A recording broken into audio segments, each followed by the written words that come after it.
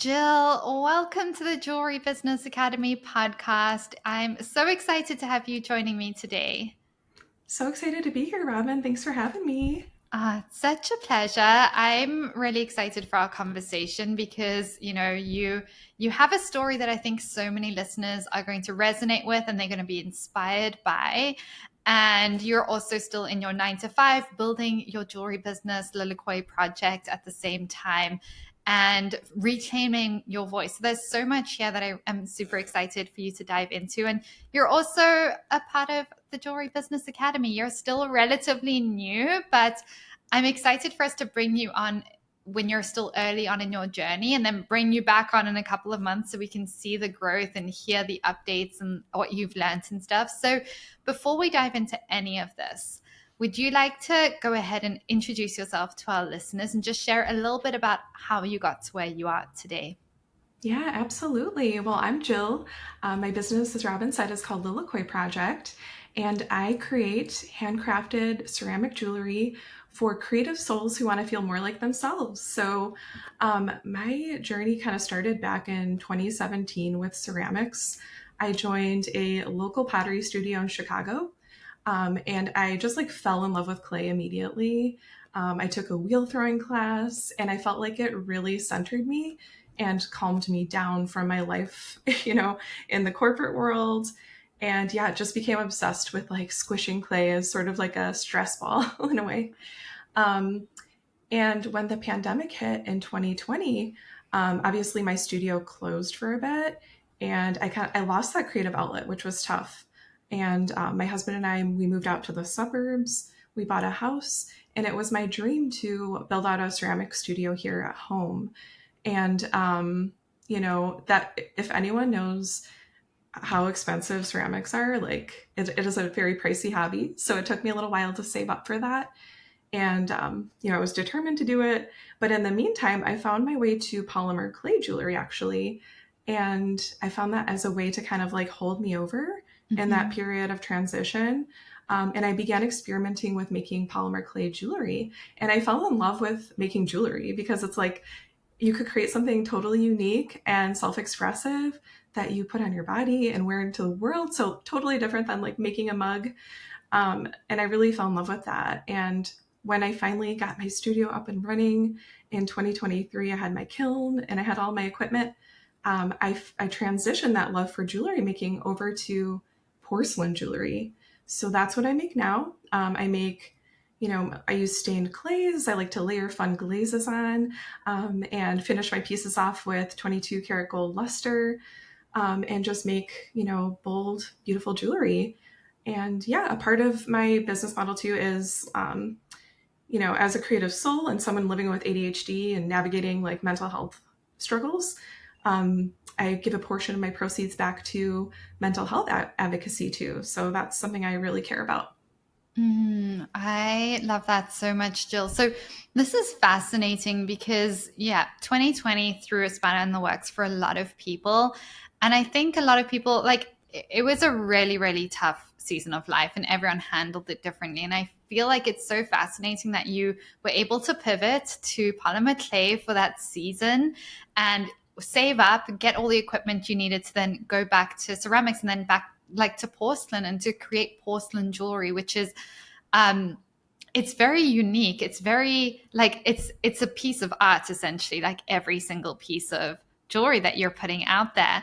So tell me what you love most about building your jewelry business. I really love having a creative outlet outside of the corporate world. I work 9 to 5, and it can be kind of a, exhausting thing to do day in and day out. But having my jewelry business as an outlet for, self expression, a place to go to energize myself, really. A lot of people might think, well, how do you balance it all? Like, isn't that draining? But I actually find that having a business is really energizing because it fuels me creatively. And my brain is always thinking of new ideas. And it's a place that I find a bit of a grounding energy and a sense of calm in. So that's been the most beautiful gift for me so far in building a business and also connecting with others. And I know we'll talk about this at some point, but I feel like the JBA has really helped me find my voice and find my story. And, being able to share that with the world, I've already, I'm still relatively like new, but I've gotten people that resonate with, the struggles that come with, having a neurodivergent brain and trying to fit into a structure that doesn't always feel comfortable. Oh my goodness. Okay, there's a lot I want to dive into here, Jill. But the first thing that really stood out for me was when you shared that building this jewelry business alongside your 9 to 5. Like, I agree with you. A lot of people think, well, how can I possibly put more on my plate? Like, my 9 to 5 is like more like a 9 to 9. And like, it takes so much headspace, it takes so much energy. And what you said around like, your business actually energizes you. And it sounds like it actually makes you show up better for your 9 to 5 as well, because it gives you a deep sense of purpose, gives you that connection, gives you that creativity.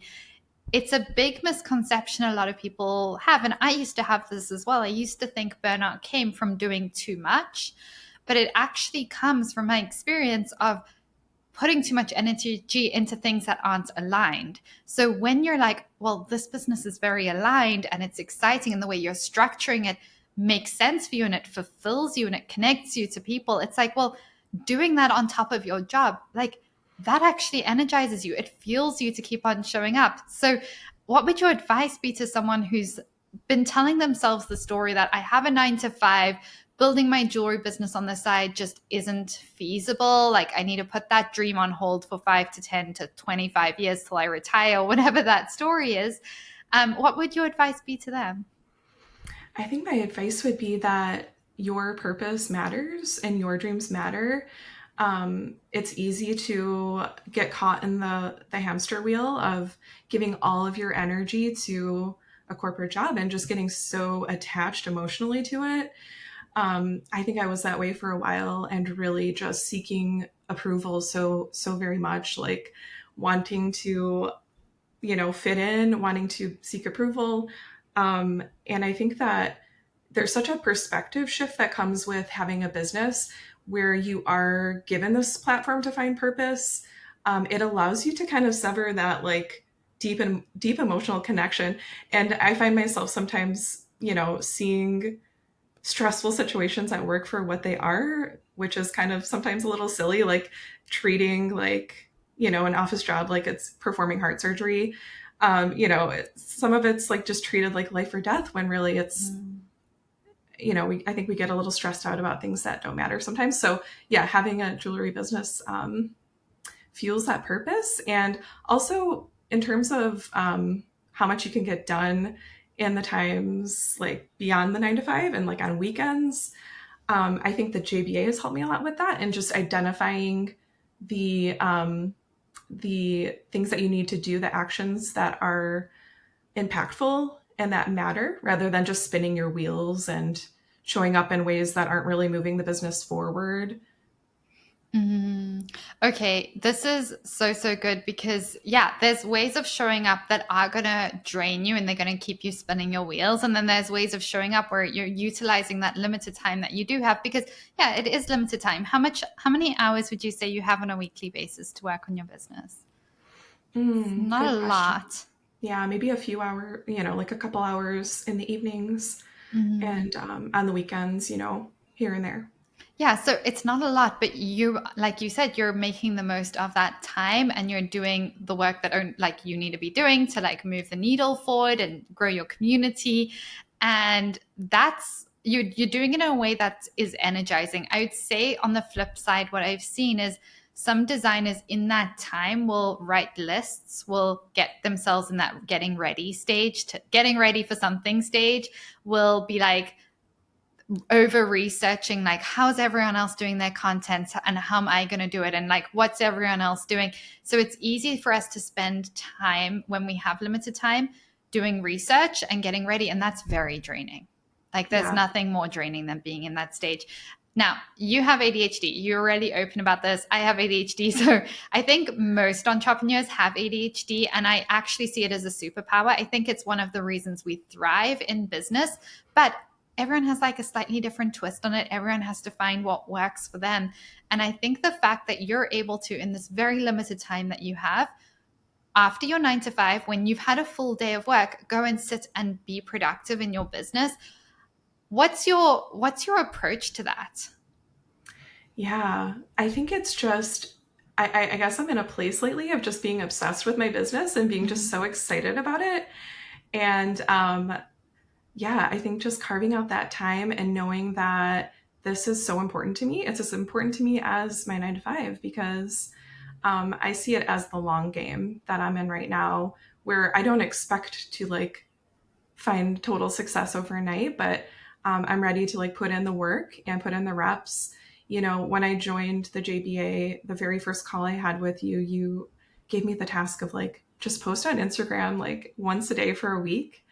And you know, that small repeated action, like I know it sounds little, but I've been doing that ever since I joined in May, every day posting something, and that's helped like strengthen the heartbeat of the business to me because I don't forget about it. I think with ADHD, if it's like out of sight, it's out of mind. Yeah. And so being able to just repeated actions, uncomfortable actions, again, that the community really pushes us to do, that I might be a little freaked out to do on my own without some encouragement and good support.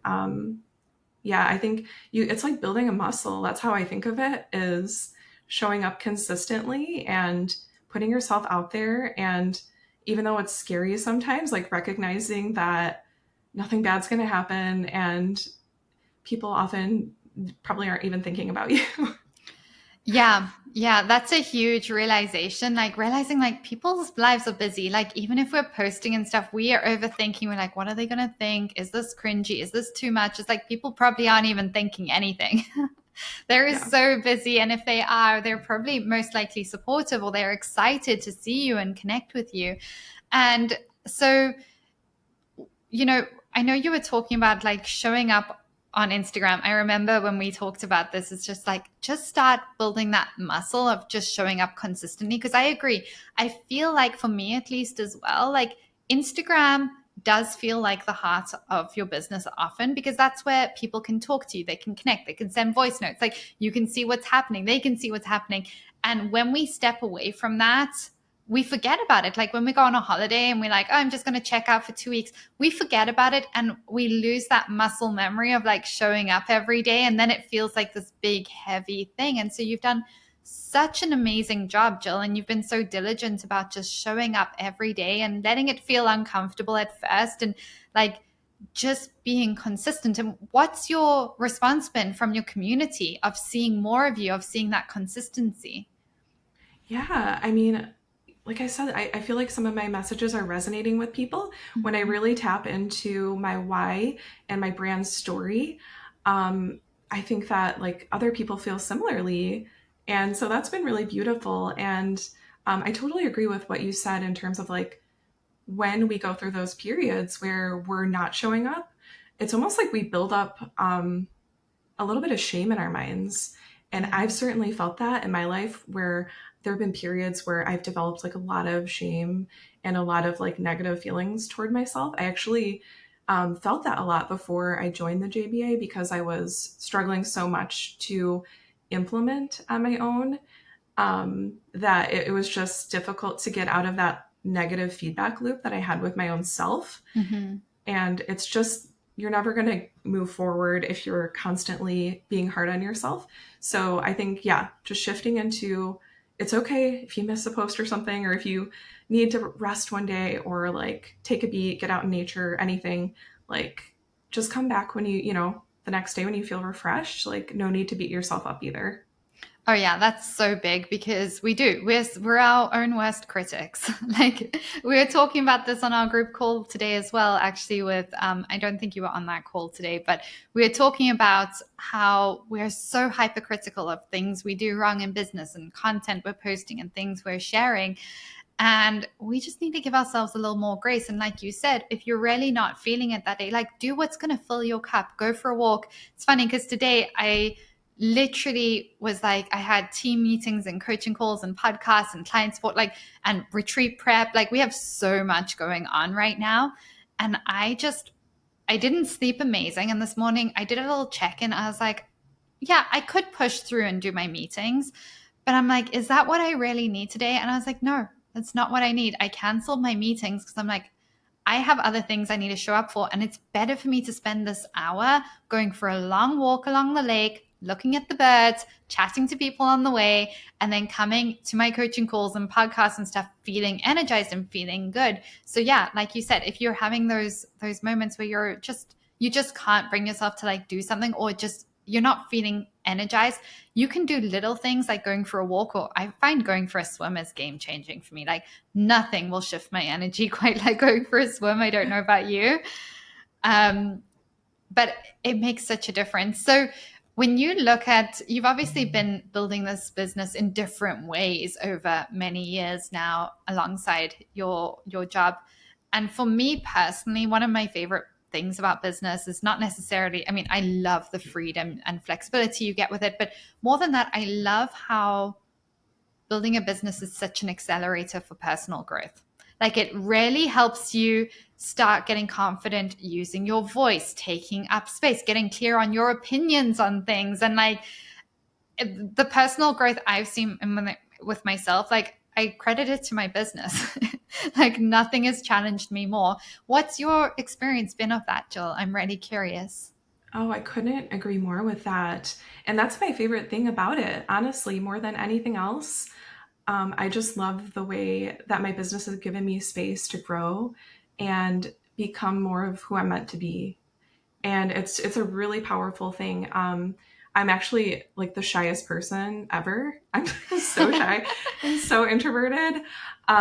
So it's been cool to just kind of push my boundaries and get out of my comfort zone.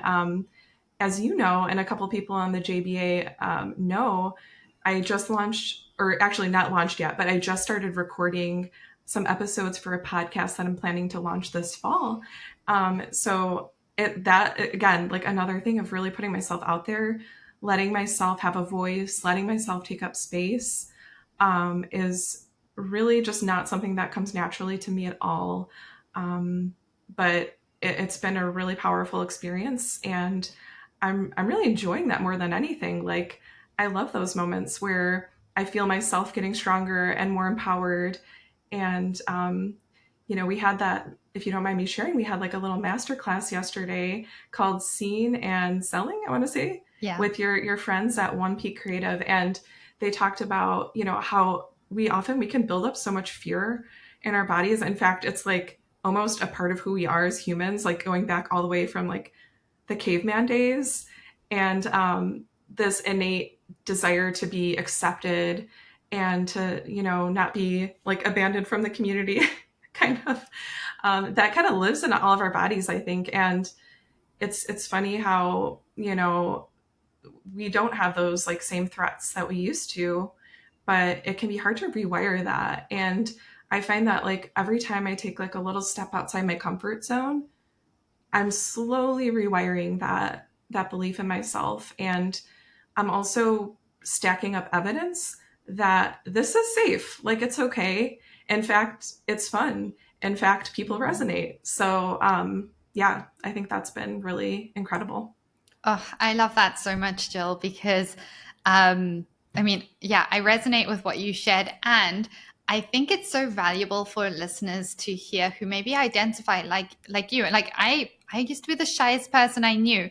Like you're the same. You're like quiet, soft spoken, and you're like doing these things that are allowing you to grow. And you used a word that I really found interesting. You said, I'm letting myself use my voice. I'm letting myself take up space. I'm letting myself do these things.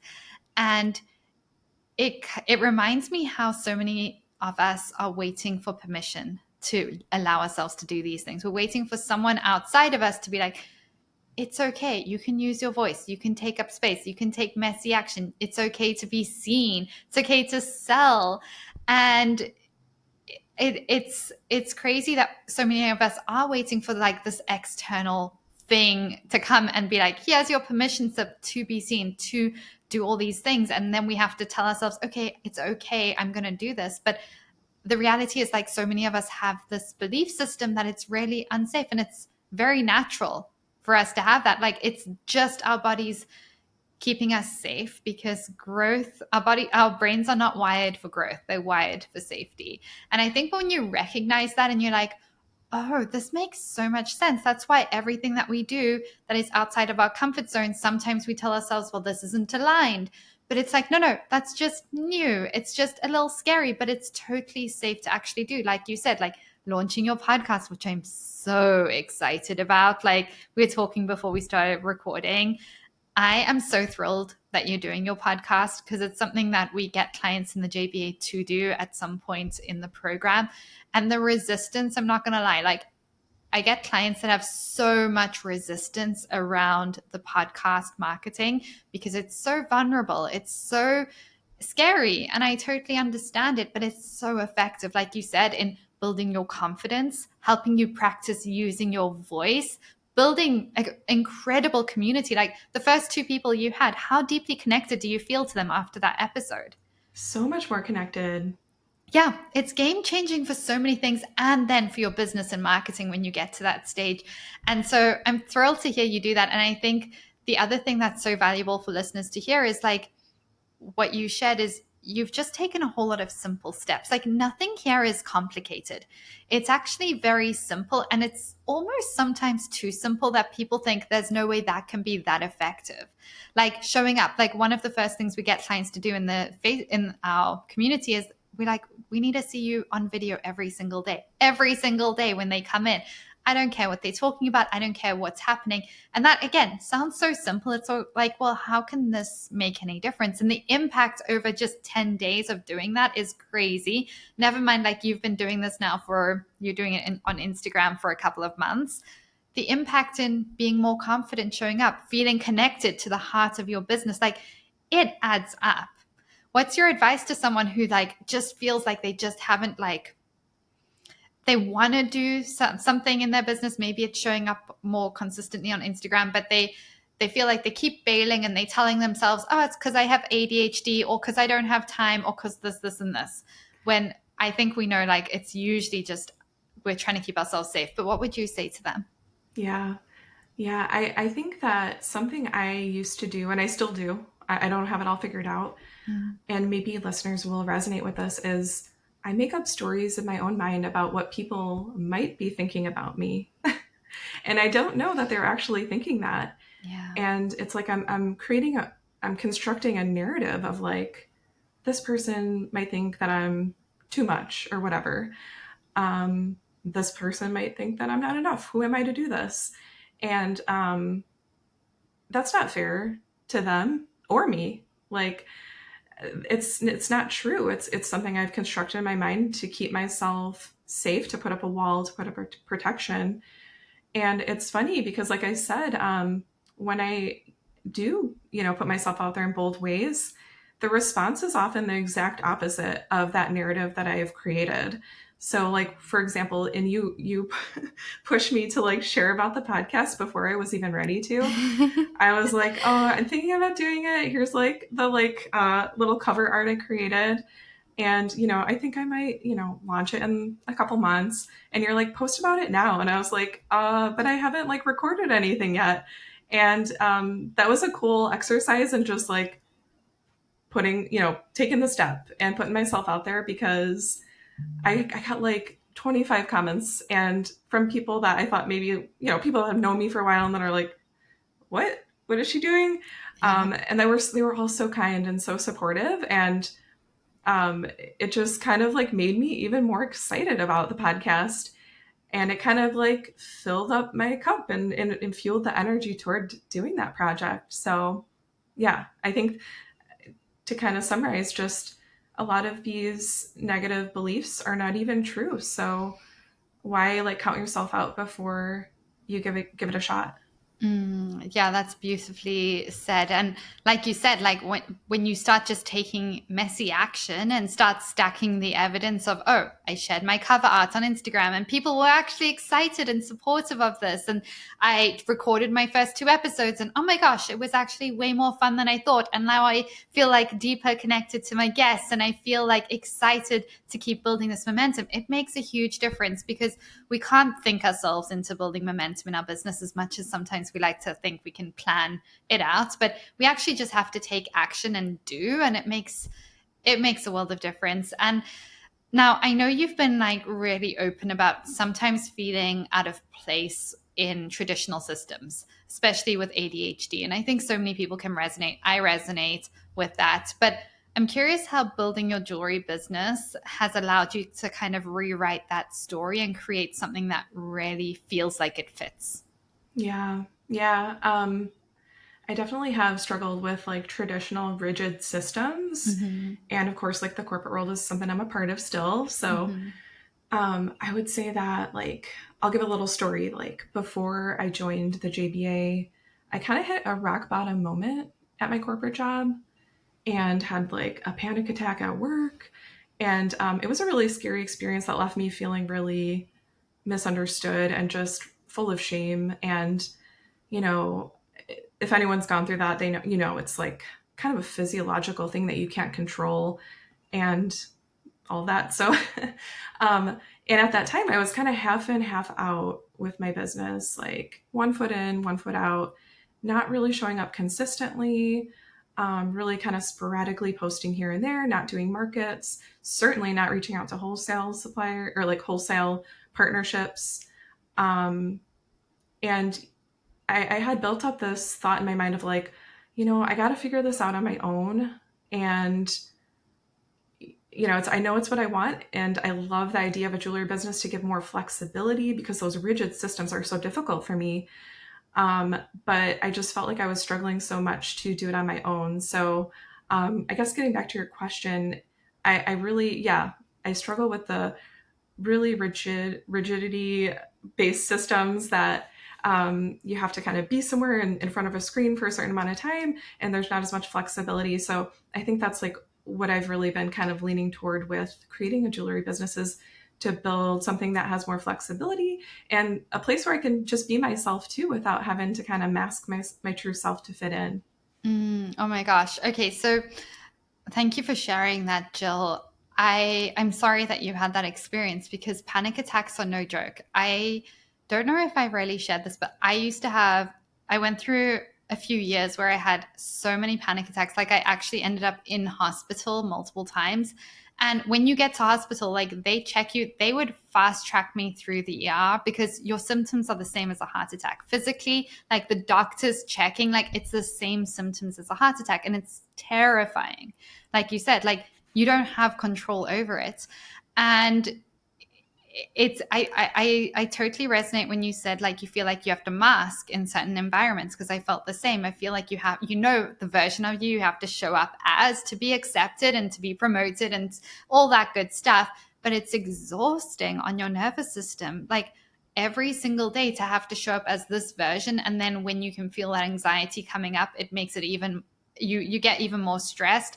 The lighting often, I know you probably work from home, but I remember for me, like the lighting was triggering in the office environments. The insane cold AC was triggering. The like people who have not learned to regulate their emotions yelling at each other was triggering to me. Just like being in that environment was like a whole thing, and you're just having to brace yourself and like deal with it. And so being able to create this business where it's like you have control over what you're doing each day. You have control where it's like, okay, today I'm feeling a little sensitive. I'm feeling anxious. I still have days where I feel anxious. And it's like, okay, I drop everything and we're going for a walk. We're going for a swim. We're going to have a bath. We're going to get back into bed. Whatever makes sense for that day.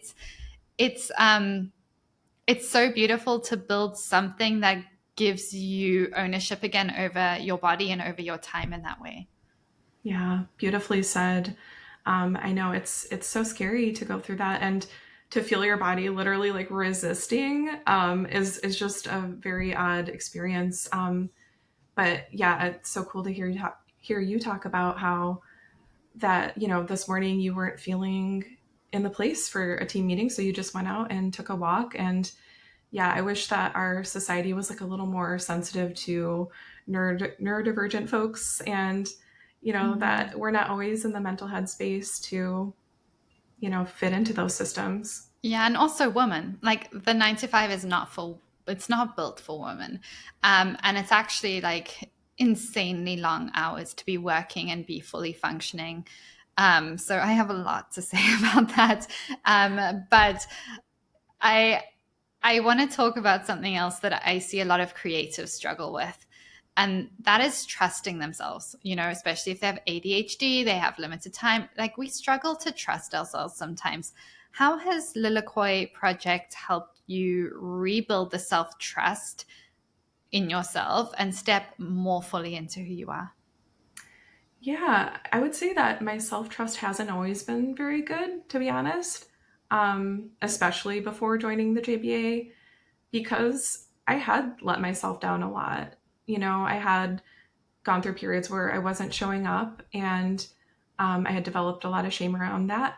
But when I am in a place of, taking those steps and doing messy action, I'm building again the evidence that it feels good and it feels fun.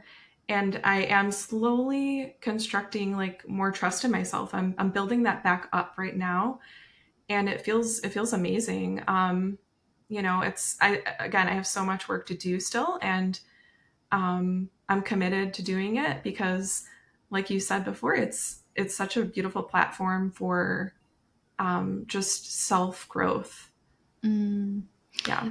I love that so much, and just a really good reminder to everyone that we can rebuild that trust in ourselves, and it just takes little steps every single day. It's little things, even like, okay, if you tell yourself you're gonna start walking for 10 minutes every day, you just start keeping those little promises that you've made to yourself. It it makes such a difference.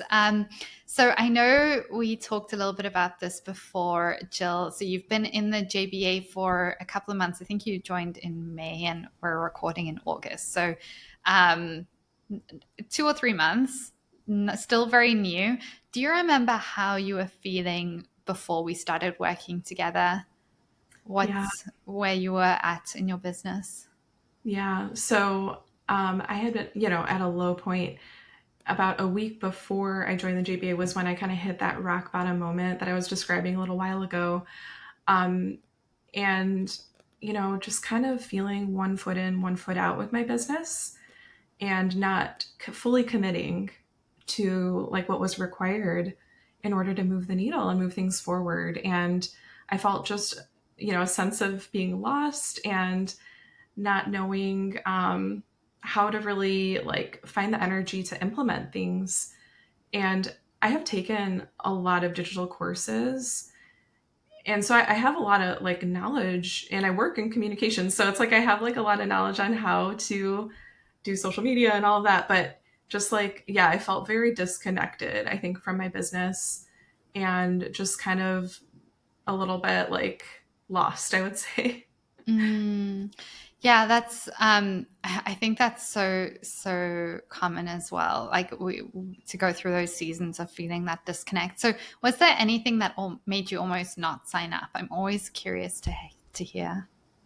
Yeah, I think, I had been thinking about joining for probably a little over a year, to be honest. I know that's a Oh. long time. Yeah. And I have, I'll be honest, I think some scarcity mindset stuff going on Mhm. in me, in my mind, where that coupled with that shaky self trust that I had been having at that time too. It was just like a bad combo of like, well, who's to say like you'll actually get anything out of this because you're not like implementing things on your own anyway, kind of like that narrative I had going in my mind. And coupled with just scarcity mindset. So I think that was kind of what was holding me back for a while. And also just maybe not believing I deserved support because I had let myself down a lot in the past, and kind of feeling like, you should be able to at least, hit XYZ milestone before you invest in yourself. And then you can prove to yourself that you are worthy of support and of community. That's kind of where my head was at. Oh man, that's so interesting because yeah, I think so many of us do that. We tell ourselves you can get support when XYZ, and we put these parameters, and it's like, well, we need that support now more than ever. So you've obviously been in just for a couple of months. How are you feeling now? Yeah, I feel so much better. It's been so amazing having a sense of community. And I think the one of the best things about being in the JBA to me is, as much as I absolutely love the 10-day sprint and like all the tools that you have and all the resources, and also just like masterminds kind of popping up out of nowhere, things like that, like so many good opportunities. But the weekly calls really energize me.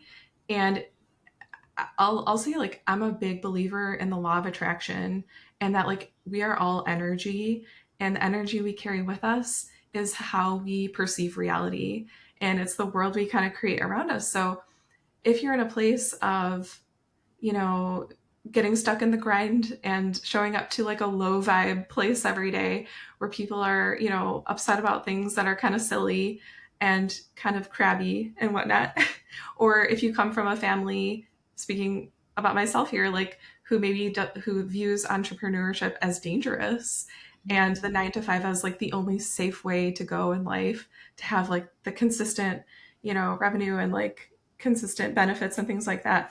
Like, if you're around that kind of energy constantly, like that becomes your reality.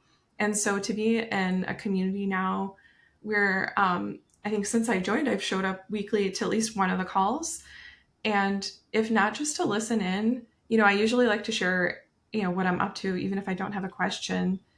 And you usually like get us thinking through, like bouncing off ideas from that, even if I don't know what my question is off the bat. Yeah. And just being around expansive energy and people that are thinking big, and like people who are doing it and they are finding great success is really cool, because yeah, it just, like I said, just kind of transforms your mind into like more of an expansive place than staying small and kind of in that low vibe and atmosphere, I guess. Oh yeah, I totally understand. It's like the saying that says like you become like the five people you spend the most time with. Putting yourself in rooms where you get to be around conversations of people thinking bigger, doing bigger, pushing you outside your comfort zone. Also, all of them doing uncomfortable things makes it all seem easier, makes it all feel doable, makes it all feel realistic, which is so game changing. So, what would you say is like one of the biggest lessons you've learned over the past few months being in the JBA? Ooh, that's a good question. I think that, again, just the power of putting yourself out there and working through the fear and seeing what's on the other side. I think I heard a quote recently that was something like, your full potential is on the other side of fear, or something along those lines. And, I have a lot of fear. And by, going through the JBA and being around this group and watching other people do big things and cheering each other on, and getting encouragement to take bold action and messy action, um, that's been like so game changing for me. I love hearing that so much. That like working through that fear and being surrounded by people who are pushing you to do that as well, it is powerful. So I love hearing that, Jill. And what would you say is like, I know you mentioned the group calls, but like what would you say is your favorite part of the JBA? One thing that I will say I really enjoyed and I wasn't expecting is, um, I think it was one of the first couple days of the 10-day sprint where we had to define our offer statement. And I Mm. never really thought about that. I was making jewelry and posting pictures of my work and maybe some like behind the scenes content of like how I make my jewelry, but it didn't, like, I hadn't like extracted like the story out, or like kind of like given myself a voice to talk about my story and what, like how my jewelry is a part of that, I think. So I really love that exercise because it's amazing. I just never had thought about it. And sometimes you need that outside perspective when you're talking about your own pieces, like, or your own story. I know we did some workshopping on my statement, and that was so helpful because once I nailed that down, like I feel like I cracked open a part of myself where I was like, all this content started flooding out because I felt like my story was being unlocked, and I was able to take that and put it out into the world in a different way. Oh my gosh, I just got goosebumps. I love that because you know how I feel about offers. It's like one of my favorite things. And I think it's on day 2 of the 10-day sprint.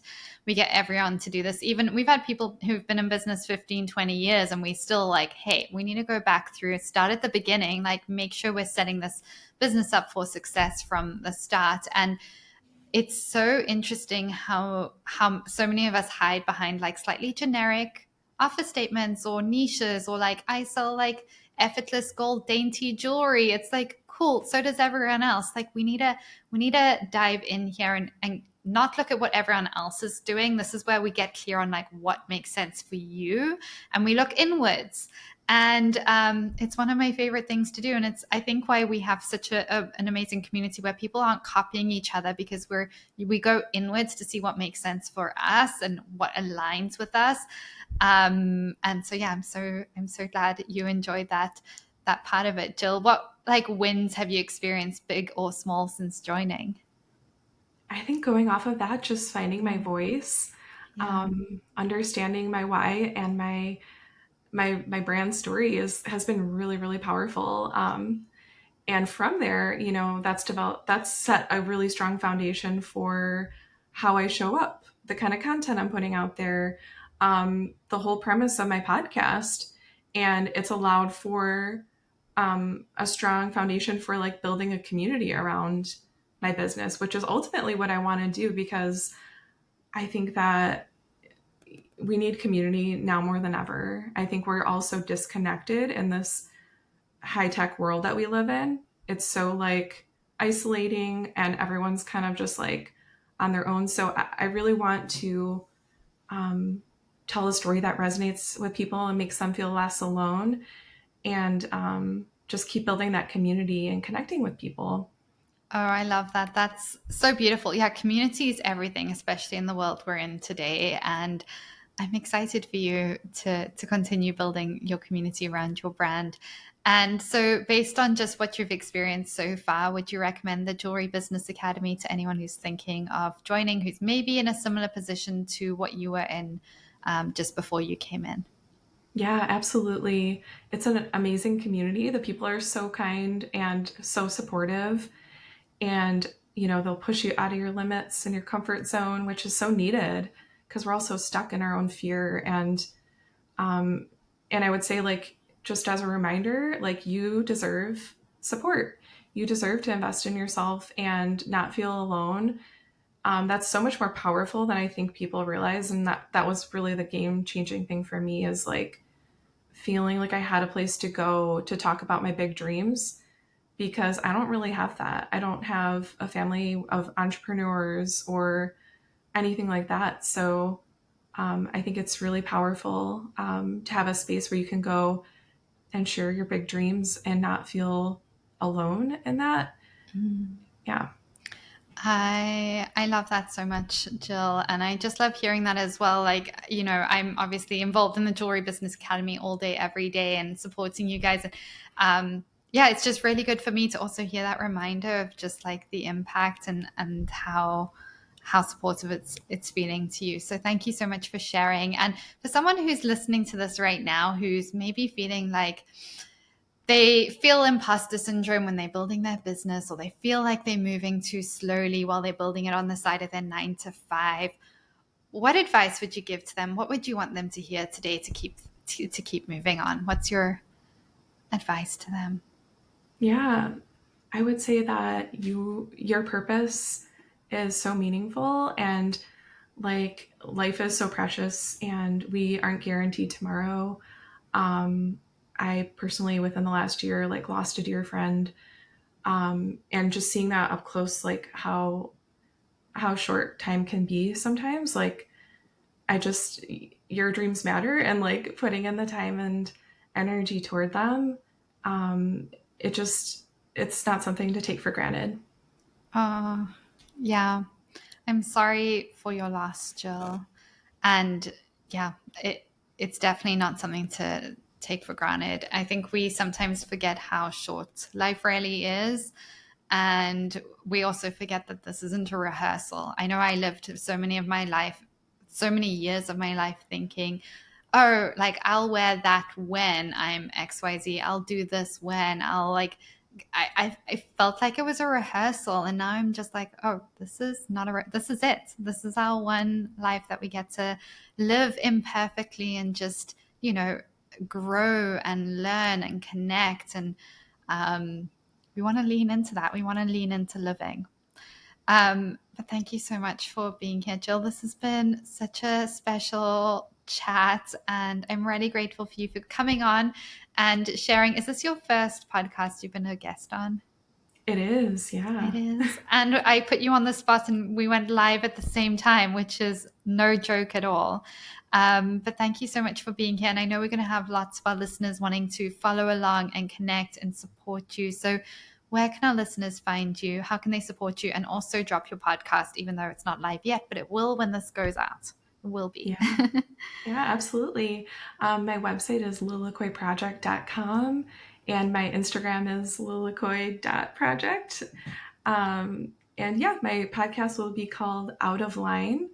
And it's just kind of to explore creative souls who are kind of living life a little off the beaten path and trying to live out their purpose. So yes, hopefully it will be live. It will be live. Yep. It will be live. Well, thank you so much, Jill. We will link all of those in the show notes so anyone listening can go click and follow along and connect with Jill and support her and take a look at her jewelry because it's absolutely gorgeous. But yeah, Jill, thank you so much for being here. And I can't wait to bring you back on in a couple of months and hear how your journey has unfolded and the lessons and the growth. And yeah, I'm excited to bring you back on. Yeah, thank you for having me. It's been such a pleasure.